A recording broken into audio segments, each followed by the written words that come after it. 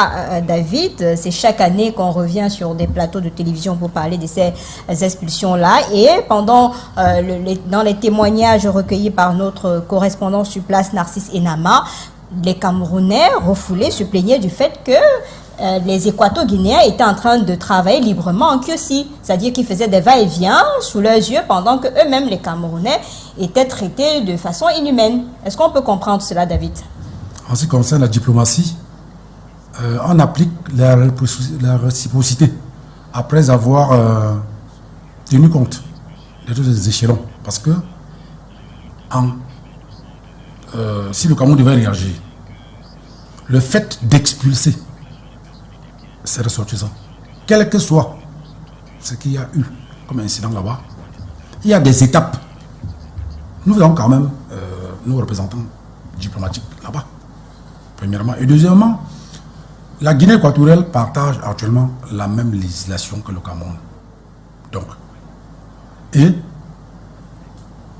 le fait que les Équato-Guinéens vont tranquillement à leurs occupations en Bam, à Kiossi et ailleurs, ils sont nombreux à Kribi, oui. Ils longent, ils vont à Campo, ils font tout ce qu'ils veulent, et qu'on prenne nos concitoyens pour venir les jeter à Kiossi, alors qu'ils sont allés développer ce pays. Parce que c'est la énième fois que la Guinée équatoriale se comporte de la sorte. Et ça nous amène parfois à interroger certaines choses.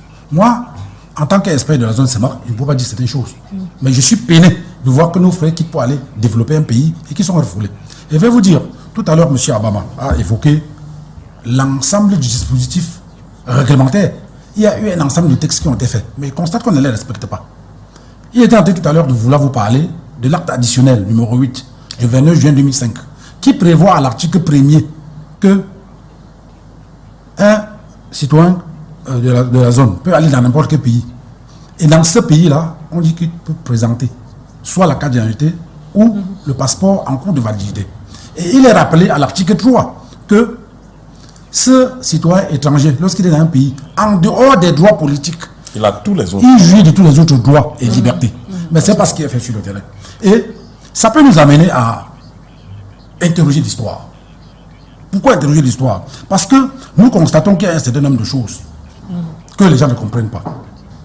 Lorsqu'on regarde sur le plan anthropologique, la Guinée équatoriale est constituée des Fambiti. Donc en fait, nous sommes leurs frères. C'est que par la volonté de 14 pays européens, ils sont retrouvés autour de Otto von Bismarck le 26 février 1885. Ils ont balkanisé l'Afrique sans tenir compte des entités. Et aujourd'hui, la Guinée équatoriale se comporte comme si le Cameroun n'était pas la locomotive de la sous-région. Et ils ont leur côte. Nous, on a aussi notre côte. Vraiment, on leur demande de rester. Le Cameroun qui guide le golfe de Guinée. Nous les protégeons même d'ailleurs. Sur le plan de la protection. À chaque fois, on a les plis fermés du côté de Yaoundé, avec les émissaires de la Guinée et de l'Équateur-Guinée. Ce n'est pas la Guinée équatoriale qui devait faire des remontrances au Cameroun et expulser de façon sauvage les Camerounais. Parce que, en fait, qu'est-ce que la Guinée équatoriale sur le plan de la superficie?